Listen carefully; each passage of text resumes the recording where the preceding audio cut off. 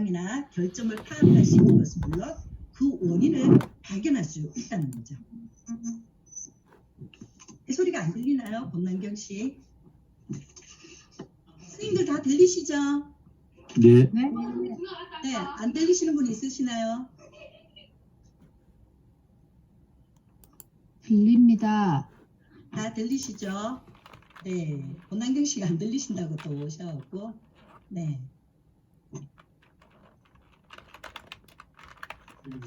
혹시 안 들리시는 분 계시면 카톡으로 올려주시기 바랍니다. 예. 네, 그래서 예를 들어서 요즘 TV에서 공부 뭐하니인가? 혹시 프로그램 안 쓰세요? 보셨어요? 아이들 왜 공부하는 것을 이렇게 검사나 이런 것들로 솔루션을 해주는 거 혹시 보셨어요? 예. 보셨어요? 네. 예. 거기 보면 제가 저번에 한번 봤을 때 한 학생이 조금 감은 거 보면 외진데 사는 데죠. 학교에 학생들도 몇 명 되지 않아요. 근데 이 아이는 공부를 정말 열심히 해요. 학교 갔다 와서도 밤새도록 앉아서 절대 잠을 많이 안 자고 책상에 앉아서 공부를 해요. 근데 이 아이가 성적이 안 나오는 거예요. 그랬을 때 이 아이에 대해서 어떤 검사를 했냐면 웩슬로 검사를 했던 거예요. 보니까 이 아이가 안 된 것이 뭐였냐면 언어력이 부족하더라고요. 이해력이 부족하다 보니까 성적이 안 나오는 거예요. 근데 얘 왜 이 아이는 언어력, 이해력이 떨어질까 했을 때 뭐냐면 그 외진 곳에 살다 보니까 사람들과의 대화가 없다는 거죠. 그러다 보니까 이 아이가 뭐냐면 언어의 이해력이 없는 거예요. 그래서 거기에서 진단하고 검사했던 분들이 솔루션을 뭘 주었냐면 TV를 많이 보라고 줬어요. 그래서 사람들이 쓰는 단어, 용어들을 통해서 언어를 이해하게 했다는 거예요. 그래서 그것들을 통해서 이 아이가 책을 읽어도 조금 이해할 수 있도록 그렇게 솔루션을 주는 것처럼 어떤 개인의 결함이나 결점들을 파악하기도 하고 원인을 발견해서 진단하고 그것에 대해서 어떻게 하면 될 것인가를 알려주기도 하는 것. 바로 심리검사는 그런 목적을 갖고 있다는 겁니다. 두 번째, 미래 행동의 예측입니다. 심리검사는 한 개인의 행동을 예측하도록 하는 거죠. 즉 심리검사의 결과가 개인과 상호 비교를 통해 특정 개인이 수행할 행동을 확률적으로 예측한다는 겁니다. 예를 들어서 MMP나 이런 것들을 통해 검사를 했을 때 얘가 좀 강박이 있네 이랬을 때 이런 경우에는 어떤 행동을 할 수 있을 것이다. 그래서 어떻게 해야 되는지 그런 것들을 우리가 예측한다는 거죠. 그 다음에 세 번째는 개성 및 적성의 발견입니다. 그럼 개성 및 적성의 발견 주로 뭐 어떤 게 있을까요? 예를 들어서 홀랜드 그런 것들을 통해서 직업 어떤 것이 맞을까? 이 아이는 어떤 것이 더 잘하는 걸까? 이런 것들을 통해서 그 아이의 진로 적성 및 학업 성취도를 객관적으로 제시함으로써 개인의 발전을 도모하도록 하는 것. 그것이 바로 개성 및 적성의 발견을 도와주는 것이 심리검사의 한 부분이라는 겁니다. 그 다음 네 번째입니다. 네 번째는 조사 및 연구라는 거죠. 심리검사는 개인은 물론 집단의 일반적인 경향을 파악하도록 합니다. 그래서 특정 집단의 심리적 성향이나 행동적 양상에 대한 조사 및 연구를 통해서 해당 집단의 특징을 기술하거나 인과관계를 규명할 수 있다는 거죠. 예를 들어서 서울대의 의대애들 공부를 잘하잖아요. 그래도 전국에서 공부 좀 한다는 사람들이 모였잖아요. 그죠? 근데 상위권, 그 안에서 상위권은 괜찮은데 하위권 아이들이 굉장히 자존감도 떨어지고 상실감이 많다는 거죠. 그랬을 때 심리검사를 해보고 그 아이들을 통해서 연구를 하기 시작했어요. 그랬더니 뭐냐, 이 아이들에게 회복 탄력성이 부족하다는 거죠. 어떤 어려움이 닥쳤을 때 다시 그거를 딛고 일어설 수 있는 그 힘이 작다는 거예요. 그런 것들. 그래서 그런 것들을 조사해서 그러면 이 학생들에게는 어떤 것들을 가르쳐주고 그 회복 탄력성을 가질 수 있게 할 것인가 라고 해보는 거. 그래서 조사 및 연구를 통해서는 예를 들어서 그런 것들을 연구하고 조사해서 논문을 발표하기도 하고 그래서 사람들이 그것을 가지고 사람들의 심리라든가 이런 것들을 측정하기도 한다는 겁니다. 그래서 MBTI 같은 경우는 종단 연구도 많이 하거든요. 종단 연구는 태어났을 때부터 쭉 자라는 것까지 이런 성격은 이렇게 변하는구나. 환경이 이렇게 되니까 이렇게 되는구나 하는 것들 연구하고 조사한다는 거예요. 그래서 심리검사의 목적은 바로 진단과 이해. 그래서 첫 번째는 기술적인 진단, 두 번째는 미래 행동의 예측, 세 번째는 개성 및 적성의 발견, 네 번째는 조사 및 연구에 사용되기도 합니다. 자, 여기까지 혹시 심리검사의 의미와 이해돼서 이해되셨나요? 네. 네. 혹시 지금 제가 설명한 것 중에서 궁금한 거나 혹시 질문하실 분 있으시면 하셔도 되겠습니다.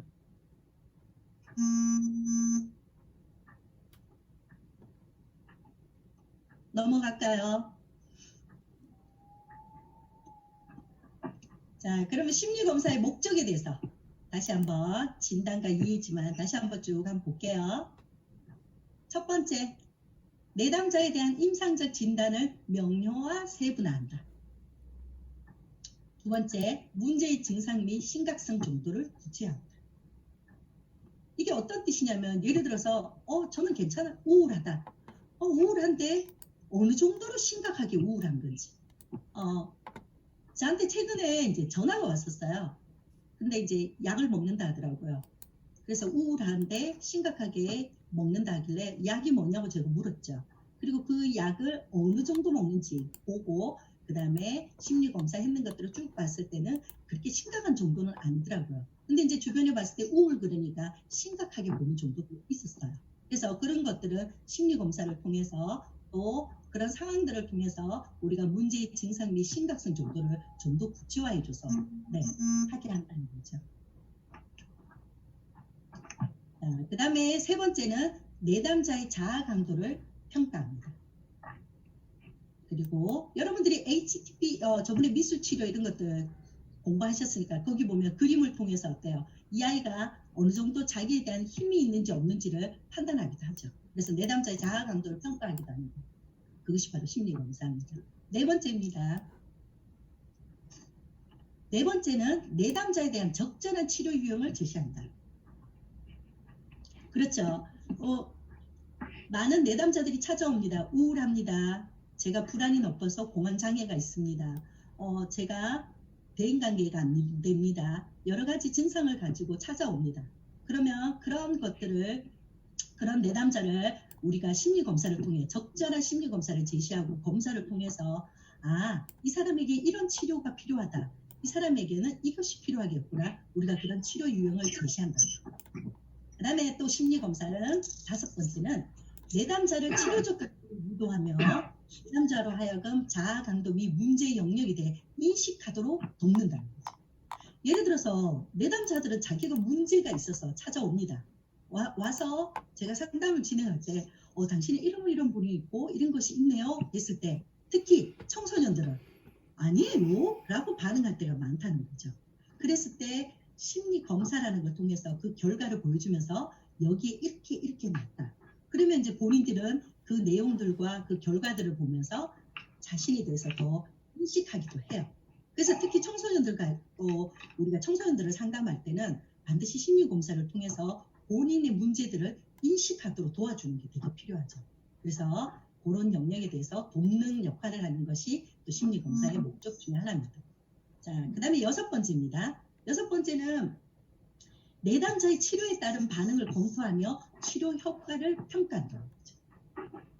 예를 들어서 우리가 어떤 검사를 통해서 내담자들을 상담을 하고 우리가 어떤 솔루션을 이뤄갑니다. 가는 중에 보면 이것이 효과가 있었는지 없었는지 그 반응들을 평가하기도 한다는 거죠. 자, 일곱 번째입니다. 일곱 번째는 내담자의 인지 기능을 측정한다.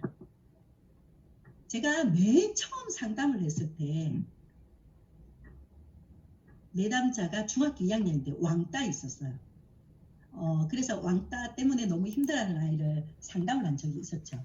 그런데 그때는 제가 심리검사를 웩스나 이런 걸 할 수 있는 것도 아니고 기껏 할 수 있는 것이 문장완성 검사와 그림 검사 이 정도였거든요. 그래서 이 아이한테 그림 검사를 실시했어요. 왜냐하면 계속 상담을 진행하는데 뭔가 제자리에 있는 느낌이 들었다는 거죠. 그래서 그림 검사를 제가 하고 전문가한테 의뢰를 했었어요. 제가 그때는 뭐 그림 검사를 잘 해석할 수 있는 그런 능력이 부족했기 때문에. 그랬더니 그때 전문가가 하는 말이 이 아이는 지능이 좀 떨어지는 것 같아요 라고 저한테 이야기해 주었어요. 그래서 그러다 보니까 이 아이가 인지 기능이 약하다는 거죠. 그러다 보니까 어때요? 친구들하고 대화가 안 되는 거예요. 친구들이 뭐라고 이야기하면 그 이야기들을 얘가 이해를 잘 못했다는 거죠. 그러다 보니까 대화가 안 되다 보니까 친구들한테 조금 왕따를 되는 그런 경향이 좀 있었습니다. 그래서 이렇게 어떤 심리 검사는 내담자들의 인지 기능을 측정해서 우리가 좀 더 이해하는 데 또 도움이 되기도 한다는 거예요. 자, 여기까지 혹시 궁금한 거 있으세요? 심리 검사에 대해서. 그리고 또 내담자에 대한 뭐 다양한 게 있죠. 치료에 따라 반응을 검토하고 한다. 그 다음 정신이 없고 진단을 명료한다. 이렇게 심리검사에 대한 다양한 우리 목적이 있습니다. 이런 목적을 가지고 심리검사를 한다는 거 여러분들 꼭 기억하시기 바랍니다. 이제 심리검사는 왜 하는지에 대해서는 아시겠습니까? 예. 아시겠죠? 네. 넘어가도 될까요? 예. 자, 그러면 지금부터 심리검사가 그럼 뭘까? 심리검사란 뭔가에 대해서 우리 한번 이해하도록 한번 해보겠습니다. 첫 번째 메뉴에 보면 심리적 문제나 현상의 개인차를 비교하고 수검자의 전체적 수검자라는 거 우리 보통 내담자들 그러니까 검사를 한다고 해서 수검자라는 표현을 씁니다. 수검자의 전체적, 인격적, 행동적, 정서적 측면을 이해하기 위한 심리학적 측정 과정을 뭐라고 한다? 심리 검사라고 한다는 거죠. 자, 그 다음에 두 번째, 행동의 표본을 심리학적 방식으로 측정하는 기법이라고 정의했다. 아나스타시는 그렇게 말했죠.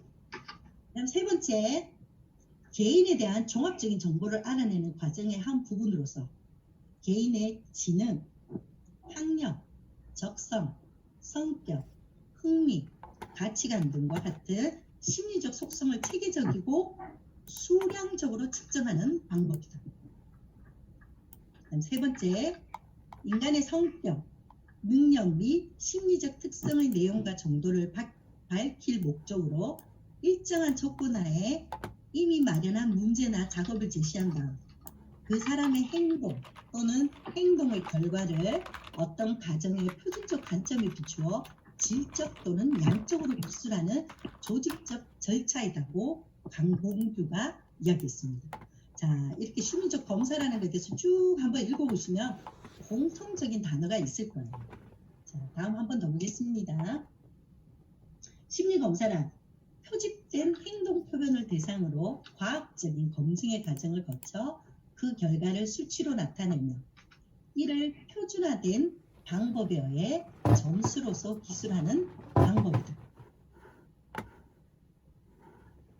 공통된 단어가 있죠. 자, 한번 더 보겠습니다. 두 사람 이상의 행동을 비교하는 체계적 과정이라고 정의한다. 크롬바우가 얘기했죠. 그 다음 개인의 심리적 상태를 비교하고 개인의 인격적, 행동적 측면을 이해하기 위한 심리학적 측정 과정이다. 그 다음 측정하고자 하는 특정 행동을 체계적이고 표준화된 방식에 따라 양적으로 측정하여 개인 내 비교뿐만 아니라 개인 간 비교도 가능하게 하는 심리 측정법이 심리검사다. 공통적으로 제일 많이 나오는 단어가 뭐가 있어요? 측정. 제일 많이 나오는 게 뭐죠? 행동. 행동. 또 과학적. 과학적. 그렇죠. 과학적. 또 많이 나오는 게 뭐 있죠? 측정. 표준화, 표지. 그렇죠. 제일 중요한 게 표준화라는 겁니다. 심리검사는 표준화된 방식에 따라 측정해야 된다는 거죠. 측정, 행동, 비교라는 말도 많이 나오죠. 그래서 심리검사라는 것들은 예를 들어 심리 검사를 통해서 개인과 개인 간에 비교하기도 하고 행동을 체계적으로 하기도 하고 양적으로 측정하고 비교한다. 비교란 말이 많이 나오죠. 근데 제일 중요한 거 심리 검사라는 것 때 여러분들이 기억해야 되는 것이 표준화된 방식에 따라야 돼요. 그래서 심리 검사는 뭘 써야 된다? 표준화된 것을 써야 된다는 거예요. 그 부분들 여러분들이 꼭 기억하시기 바랍니다. 자, 심리 검사란 무엇인지 이제 아시겠어요? 네. 네. 나중에 심리 검사란 네. 라고 적으라고 시험 문제에 나온다면 여러분들의 내용으로 여러분들의 말로 정리해서 딱 하나로 쓰시면 됩니다. 거기에 반드시 들어갈 단어가 표준화된 거. 네. 그리고 비교, 측정, 점수화한다 이런 거, 체계적 과정 이런 것들 여러분들이 하시면 되겠습니다. 자, 여기까지 이해되셨나요? 네. 중간중간에 또 하면서 제가 또 여러분들에게 계속 또 설명 한 번씩 드리도록 하겠습니다. 자, 그러면 심리검사의 특징 넘어가기 전에 여기 심리검사에서 보면 그럼 표준화는 뭐냐면 검사를 실시하고 채점하는 과정이 뭐에 대해서 일정한 방식으로 진행되는 의미라는 거죠. 예를 들어서 어떤 날에 이렇게 하고 어떤 날은 문항이 달라지는 것이 아니라 일정하게 돼 있다는 거죠. 채점하는 과정이 일정한 방식으로 진행된다는 의미가 표준화입니다. 자, 그리고 제일 많이 나온 말이 뭐가 나오죠? 측정이라는 말이 많이 나오죠. 측정은 특정 대상에 의미 있는 수를 부여하는 것을 측정이라고 합니다. 예를 들어서 우리가 IQ, 몸무게 뭐 이렇게 많이 얘기하잖아요. 그런 의미. 그다음 평가는 측정한 결과에 대한 가치를 판단을 하는 것을 우리가 평가라고 표현하는 겁니다. 자, 심리검사에서 나오는 단어들을 한 번쯤 여러분들이 다시 한번 복습하실 때 표준화, 측정, 평가 이런 단어들을 한 번쯤 여러분들이 살펴보시기 바랍니다. 되시겠죠? 남경쌤 소리 안 들린다는데요. 아, 권낭현 선생님 계속 소리가 안 들리시네, 그죠? 어떡하죠? 뭘 눌러야 소리가 날까? 누가 한번 알려주세요. 권낭현 선생님 소리가 계속 안 들리신다 하시네. 그 비디오 시작을 눌러야 되는 거 아닐까요? 오디오로 참가해야 됩니다. 카톡으로 올려주세요. 권낭현 선생님 안 들리기 때문에 카톡으로 남겨주세요.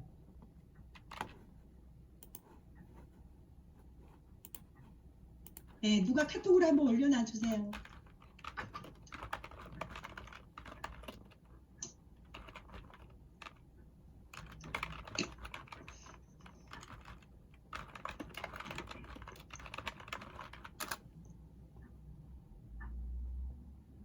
자, 여기까지 다 이해하셨나요? 그래서 다음 주까지 여러분들이 또 심리검사를 공부하실 중에 예를 들어서 그런 심리검사에서 나오는 단어들에 대해서 여러분들이 한 번쯤 공부 한번 해보시기 바랍니다. 그래서 미리 예습을 하시면 조금 도움이 될 것 같습니다. 자, 여기까지가 심리검사가 뭔지에 대해서 우리가 한번 살펴보았습니다. 자, 그러면 심리검사의 특징에 대해서 한번 살펴보겠습니다.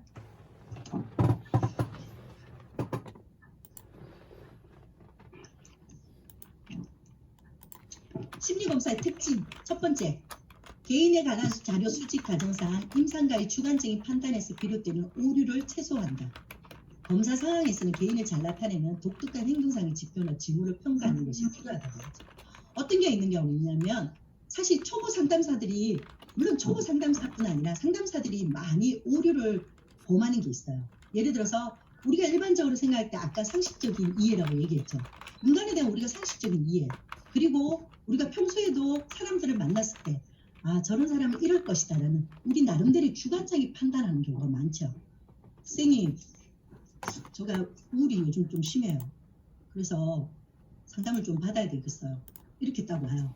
그러면 보통 임상가들이 자기네들 판단해서 얘가 왜 우울한지 그 우울에 대해서 일반적인 판단하는 경우가 많이 있다는 거죠. 그 얘기만 듣고. 근데 실질적으로 보면 우리가 심리 검사를 통해서 보면 우울 점수가 높게 안 나오는 아이들도 있어요.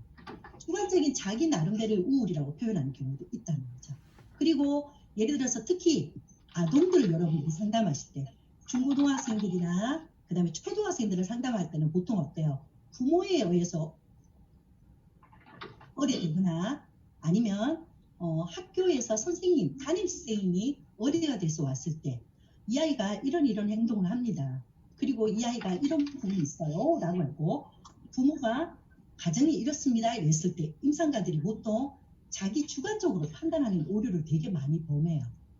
그래서 이제 보통 제가 이제 아동들을 상담을 해보면 부모님들이 우리 아이가 이렇게 해서 문제가 있어요. 이제 최근에 같은 경우도 저한테 이제 상담을 의뢰했던 것이 이제 어머니였어요. 어머니였는데 자기가 생각할 때 자기 자녀가 3명이나 되는데 조금 뭔가가 문제들이 보이는 것 같아.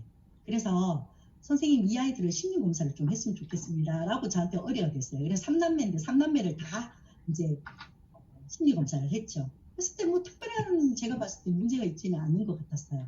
그래서 이제 그런 부분을 왜냐하면 엄마가 자기 부분을 부모님들이 보통 이야기할 때 그 이야기들을 가지고 우리가 오류하는 경우가 되게 많다는 거죠.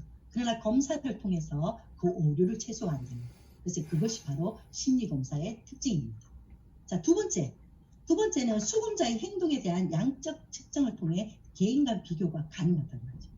예를 들어서 어떤 얘가 선생님 부모님이 어렸을 때 조금 산만해요. ADHD 성향이 있는 것 같아요 라고 했을 때 검사를 통해서 다른 사람들 진짜 ADHD의 성향들과 비교를 해서 그런 것들을 괜찮습니다. 이 아이 성격상 기질상 그런 것이 있습니다 라고 우리가 말할 수도 있다는 거죠. 그래서 어떤 행동에 대한 그런 측정을 통해서 비교가 가능한 것이 바로 심리 검사라는 거예요. 세 번째는 수검자의 검사 반응을 비교하면서 개인 내 비교도 가능하더라. 아시겠죠? 그다음 네 번째, 개인의 심리나 행동에 대한 부분적 또는 전체적인 평가가 가능하다는 거예요. 내담자들은 사실 자기의 심리나 행동에 대해서 조금 불편해하는 부분들이 있기 때문에 상담을 오게 됩니다. 근데 그런 부분들을 검사나 이런 것들을 통해서 우리가 전체적인 것들을 평가하는 것이 가능하다는 거죠. 환경이라든가 왜 이런 행동을 할까? 행동의 패턴이라든가 그 다음에 그렇게 될 수밖에 없는 어떤 주변의 환경들, 자라온 배경들 이런 것들 전체적인 것들로 평가를 해서 당신이 이럴 수밖에 없는데 이건 이렇게 수정하면 됩니다. 괜찮습니다. 이렇게 뭔가가 우리가 그 사람에 대한 어떤 행동, 심리에 대해서 평가가 가능하다는 거예요. 그게 바로 심리 검사라는 겁니다. 왜냐하면 일반적으로 내담자들은 문제가 있다고 오지만 그 문제라는 것이 어떤 사건을 통해 순간적으로 생기는 경우도 있고요. 오랫동안 병리적으로 온 것도 있고 다양한 것이 있다는 거죠.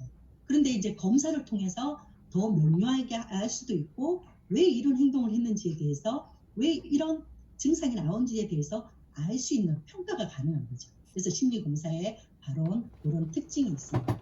그럼 다섯 번째는 면담법이나 관찰법과 달리 1회 검사 시행으로도 수검자에 관한 유용한 정보를 효율적으로 수집할 수 있다.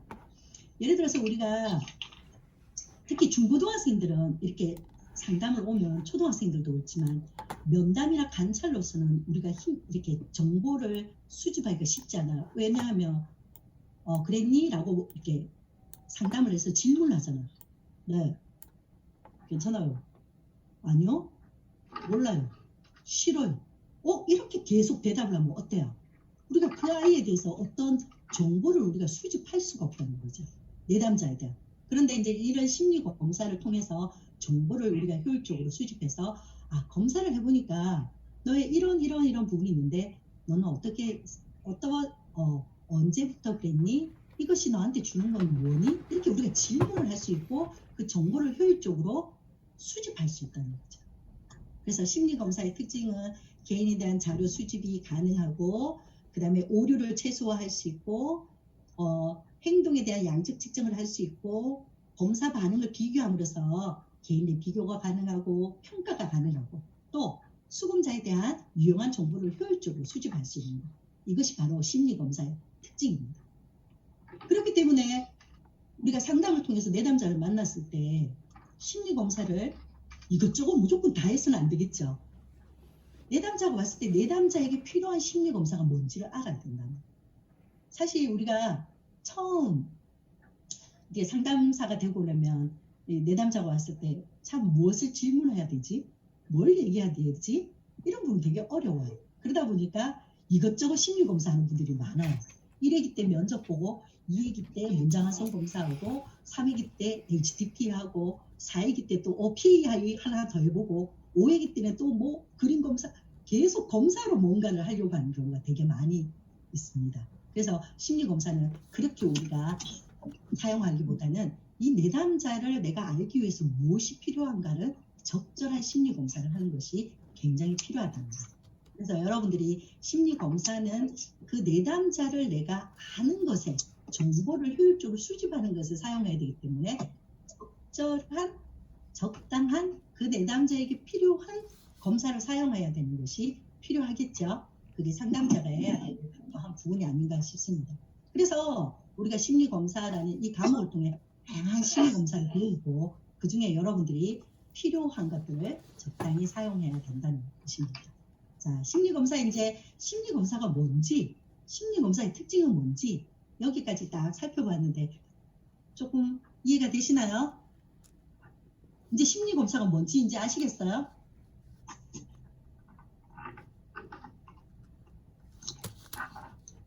아시겠죠? 네. 자, 예. 그다음에 이제 심리검사의 역사에, 심리검사는 언제 시작되고 어떻게 되는지 역사에 대해서 한번 짚어보도록 하겠습니다.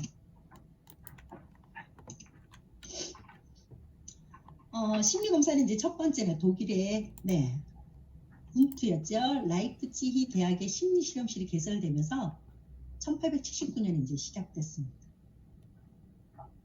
그다음 두 번째 카텔의 이제 정신검사 용어라는 것이 최초로 사용되었죠. 그 다음에 세 번째 비니트와 동료 시몬이 함께 정상화와 정신지차의 감별을 목적으로 비니트, 시몬 검사를 개발했습니다. 그리고 이제 1차 대전 중에 집단용 검사가 개발되었죠. 알파와 베타. 그래서 문맹자냐 외국인용이나 이렇게 따로 해서 군대에서 처음으로 집단용 검사가 개발되었습니다. 그리고 이제 로르샤 검사. 임상심리학의 발전에 기여했죠. 우리도 나중에 이제 노르샤에 대해서 한번 배우기 시작하는데 이제 노르샤라는 검사가 이때 이제 처음 잉크 반점이라는 카드가 있어요. 여러분들이 나중에 한번 인터넷에 한번 쳐보시면 노르샤 검사라고 치시면 그림이 나올 거예요. 그런 잉크 반점 카드를 이용하는 놀이에서 정상인이 보이는 반응과 정신과 환자들이 보이는 반응의 차이가 있다는 거죠. 그래서 그런 것들을 정신과 병원에서 수련받던 중에 노르샤가 개발하게 된 겁니다. 그래서 노르샤 검사가 이제 됐고요. 그 다음에 이제 여러분들이 아까 어떤 분이 TAT에 대해서 들으셨다고 했는데 바로 주제 통각 검사입니다. 이것도 일종의 그림이거든요. 그림 카드를 통해서 이렇게 알아보는 건데 이런 것들 여러분들이 이렇게 심리검사 역사에 나오는 뭐 노르샤라든가 TAT 뭐 이런 것들 스트롱 이런 것들은 여러분들이 한번 네이버에 검색하셔서 어떤 검사인지는 대충 한번 그림을 한번 보세요. 그러면 조금 이해가 되실 겁니다. 그런 거. 그 다음에 7번째가 1925년 스트롱에 의해서 집단용 흥미검사의 효시인 직업흥미검사가 개발되어 시작되었죠. 그래서 우리가 홀랜드를 실질적으로 많이 쓰기도 하는데 홀랜드도 쓰지만 스트롱도 많이 씁니다. 스트롱 같은 경우는 이제 흥미검사로 해서 저 같은 경우도 이제 처음 홀랜드 쓰기 전에 스트롱을 많이 했었는데요. 그게 있습니다. 그 다음에 8번째는 이제 1930년대 미국의 경제공황으로 인해 신업자들의 직업 소개의 목적으로 직업 적성 검사가 개발되었죠. 지금 우리나라 같은 경우도 직업 상담사가 따로 있죠, 그죠? 그래서 직업 적성 검사 그런 것들이 개발되었던 것이 1930년대였습니다. 그다음 그리고 이제 1943년도에 미네소타 다면적 인성 검사, 우리가 흔히 말하는 MMPI가 다면적 인성 검사라서 전 세계에서 제일 많이 사용하는 것이 바로 이 미네소타 다면적 인성 검사입니다. 이게 이제 1943년도에 개발되었죠. 그 다음에 이제 1949년에 16성격 요인 검사라고 해서 16FP가 개발되었죠. 지금은 이 성격 검사를 쓰시는 분도 계시고 안 쓰시는 분도 계시는데 가이던스에서 나오기도 하거든요. 그래서 뭐 쓰시는 분도 계세요. 저는 뭐 16성격보다는 그냥 MMPI를 많이 쓰고 MBTI를 쓰기도 하거든요. 그 다음에 이제 1955년에 뭐냐면 웩슬러 성인용 지능 검사라고 해서 표준화가 되었죠. 전 세계적으로 또 많이 쓰는 게 이 웩슬러가 성인용과 아동용이 있는데요. 개발된 것은 1939년에 개발되었어요. 그러다가 이제 55년에는 성인용 지능 검사가 표준화가 되었던 거죠. 우리가 이제 다다음 시간 제일 첫 번째로 배우는 것이 문장완성 검사인데, 이때 바로 융의 단어 연상 검사가 같이 시작되었던 것이 이 부분입니다. 웩슬러 성인 검사, 지능 검사에서 만들게 됐죠. 그리고 오늘날 가장 널리 사용되는 것이 웩슬러 지능 검사이고, 최근에는 KABC도 많이 사용합니다. 그래서 여러분들이 청소년들 상담하실 때, 아동용 상담할 때 제일 많이 사용하는 것이 바로 웩슬러예요. 그리고 성인용도 쓰기도 하죠. 예를 들어서 내담자가 상담을 하는데 도대체가 아무 문제가 없는 것 같은데 이 사람은 왜 이런 생각을, 왜 이런 행동 패턴을 할까 했을 때 저희들이 보통 지능 검사를 많이 해요. 그래서 웩슬러 지능 검사. 그리고 이제 1957년에 이제 바이어스 브릭스 성격 유형 검사. 오늘 제가 여러분들에게 물어봤을 때 제일 많이 해보고 알고 있는 것들이 성격 유형 검사가 바로 MBTI더라고요. 바로 57년에 바이어스 브릭스에 의해서 개발된 것이 MBTI. 지금까지 MBTI는 가장 많이 활용되고 있고 많이 쓰고 있죠. MBTI는 연구소도 따로 있을 정도로 되었 것이 57년입니다. 그리고 이제 74년 엑스너에 의해서 로르샤 검사가 종합 체계가 이제 확립된 것이 74년. 그 외에도 이제 다양하게 사이사이에 많은 심리 검사들이 개발되고 표준화되고, 또 시간이 지나니까 어때요?